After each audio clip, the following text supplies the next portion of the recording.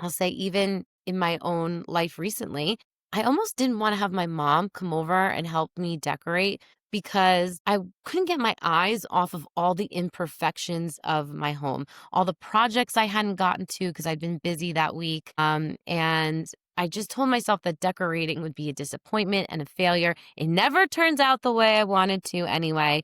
But my friends, it's so not true. My mom was excited to come over and help me, spend that time with me. I mean, it actually ministers to her. I think, it makes her feel wanted. It makes her feel useful. And Sienna looks forward to this new tradition of setting up the Christmas village. I need to think of things that way. And I say things not to just air my dirty laundry, but to say, friends, I struggle too. These are the thoughts that cross my mind and that sometimes take root in my heart and make me miserable and make me miss the actual joy that's going on around me. And I really want it to be different. And I know it can be for me and for you. I can't say I have contentment and joy all figured out. I can say I'm trying, and the Lord is working on me little by little, and He speaks to me in small moments. And I've learned to grab them and take hold. So when something tries to steal my joy, or I begin to bargain with myself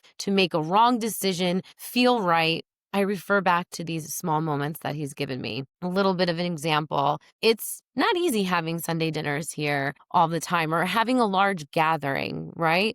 But I remember in this one particular Sunday, like, yes, I was tired. I had a crazy work week, but I had already said, like, yes, I'll do Sunday dinner. I wanted to take the load off my mom that week. And obviously, from being tired, I was a little grumbly and whatnot, but still happy to do it. And I remember being at the kitchen sink, kind of like I am right now. And I was washing dishes and I heard, my parents and my brother talking. My nieces and my daughter were like running around laughing. And I thought to myself, this is hard work, but this is what I prayed for. And I hang on to that. I hang on to that. The other day, the last thing I needed this week as I prepped for going into Thanksgiving week was to have a group of like 6, 8-year-old girls running around my house during the half day. I mean, I had emails that have gone unfinished, a podcast that had gone unrecorded. I was already tired, felt like I was getting sick, but that aside, I had the girls over and I made pumpkin chocolate chip cookies for them. I talk about them a lot from my book and they love them. And in that moment when they all came running up to the plate of cookies, grabbed them, ran off laughing and joking around with each other back down the stairs to the playroom, I said to myself, I'm so grateful that I can be this place for them, that I can offer this to them, that I might be able to be one of the houses that they come and gather and feel safe and have a good time. It's those small moments that God speaks to me and says, this is where it's at, Dina. Not necessarily the Today Show, not necessarily, 3,000 likes on Instagram.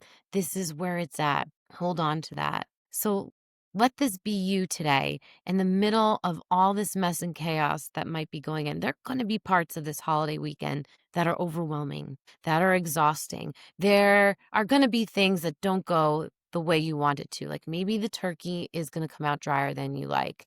Hey, make sure you have pre-made gravy already ready. You'll be fine. And maybe your table isn't going to be as perfect, but are there people around it?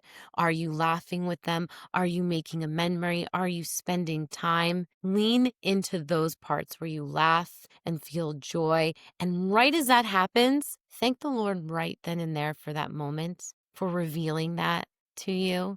And I bet you it's going to take the feeling of exhaustion and overwhelm, and it's going to quell that within you. And you're going to know that the Lord is working in your heart.